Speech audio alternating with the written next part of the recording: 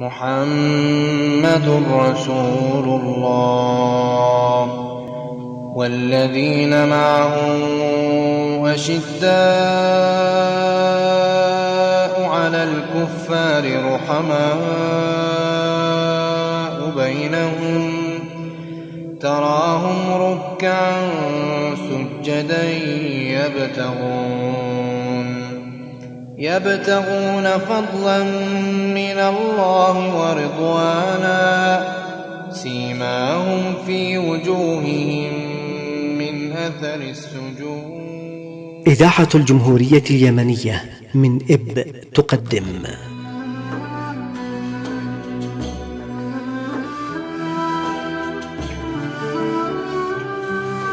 أصحابي كالنجوم.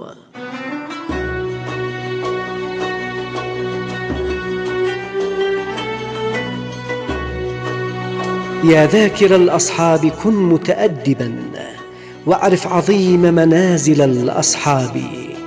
هم صفوة رفعوا بصحبة أحمد وبذاك قد خصوا من الوهاب.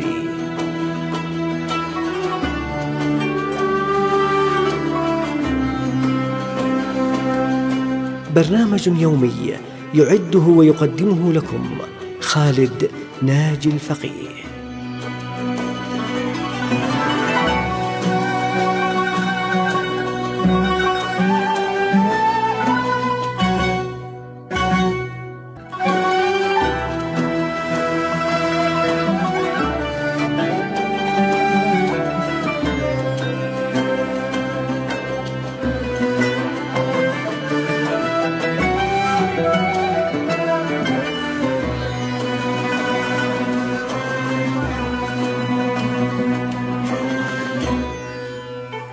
أهلا بكم مستمعين الكرام، وما زلنا أحبتنا نرحل مع أبي بكر الصديق رضي الله عنه، فأهلا وسهلا بالجميع.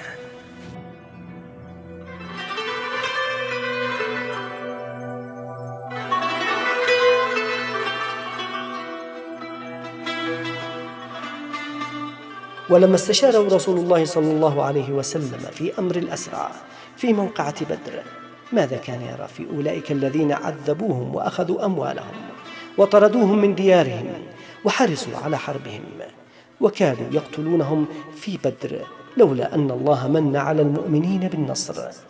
لو نظرنا إلى أبي بكر لوجدناه وكأنه يتحدث عن أصحابه لا يتحدث عن الأسرى.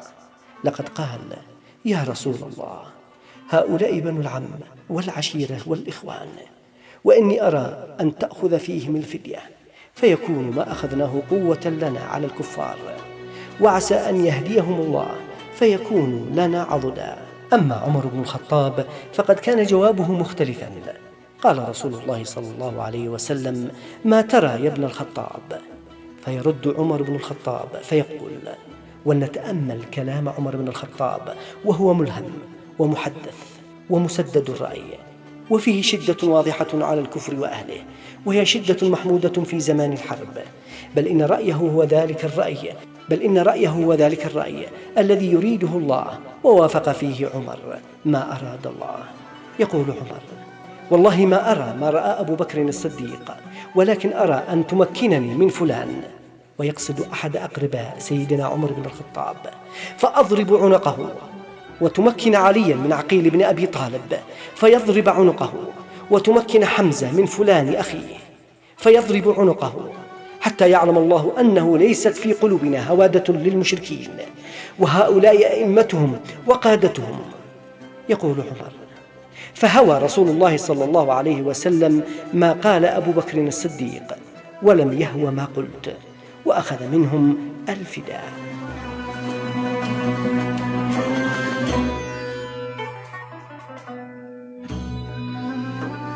نلاحظ أحبتنا التقارب الشديد في الطباع بين الرسول وبين أبي بكر، وإن كان الصواب في الموقف كان مع عمر. يقول عمر: فلما كان الغد غدوت إلى النبي وأبي بكر وهما يبكيان، فقلت: يا رسول الله، أخبرني ماذا يبكيك أنت وصاحبك؟ فإن وجدت بكاء بكيت، وإن لم أجد بكاء تباكيت لبكائكما.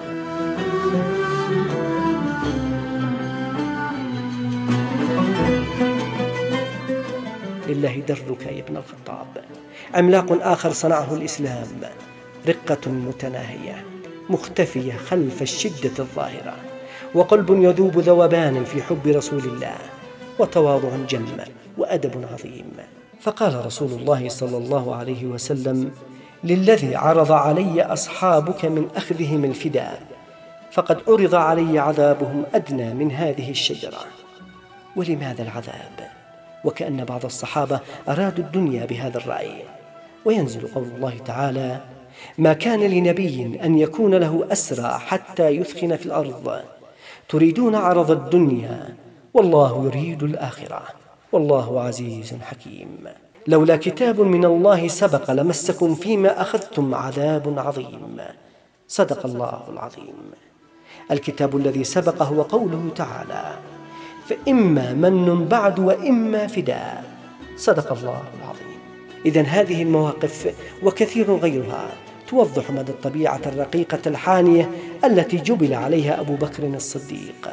هذه الرقة الشديدة والنفس الخاشعة والطباع اللينة أورثت في قلب الصديق تواضعا عظيما فاق كل تواضع.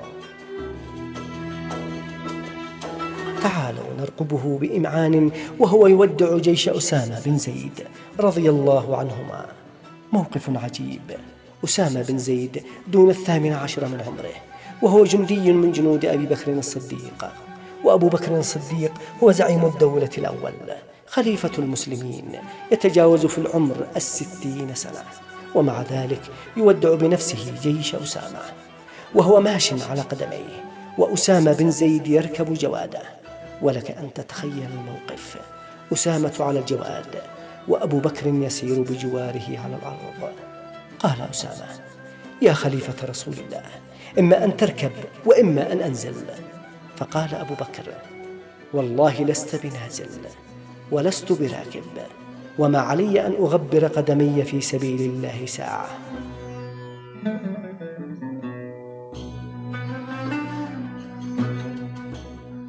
يا الله، يا لها من تربية راقية، تربية على منهج النبوة.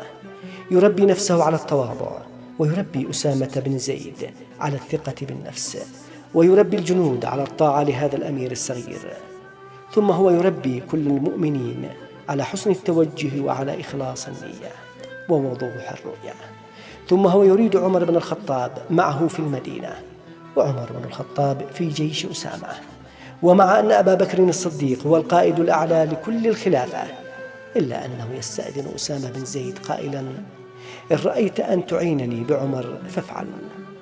أسامة بن زيد 18 عاما، أي من عمر شاب في الثانوية العامة اليوم، وهو لا يتصنع التواضع، ولكن هذا جزء لا يتجزأ من شخصيته وعن أصحابه. وصلى الله وبارك على الذي علم هؤلاء مكارم الأخلاق وفضائل الأعمال. أبو بكر الصديق رضي الله عنه أول الخلفاء الراشدين، وخليفة رسول الله صلى الله عليه وسلم، وأحد العشرة المبشرين بالجنة، فهو ثاني اثنين، وهو خير من طلعت عليه الشمس بعد النبيين.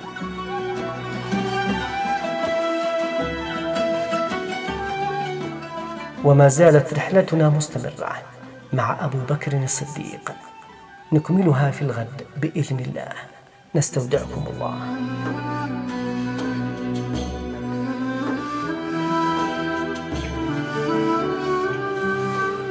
قدمنا لكم محمد رسول الله والذين معه أشداء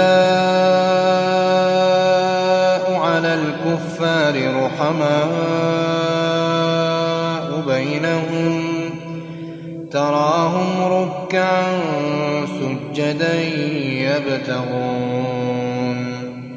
يبتغون فضلا من الله ورضوانا، سيماهم في وجوههم من أثر السجود.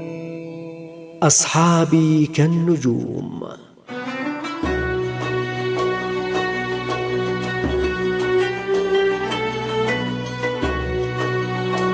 يا ذاكر الأصحاب كن متأدبا، واعرف عظيم منازل الأصحاب، هم صفوة رفعوا بصحبة أحمد، وبذاك قد خصوا من الوهاب.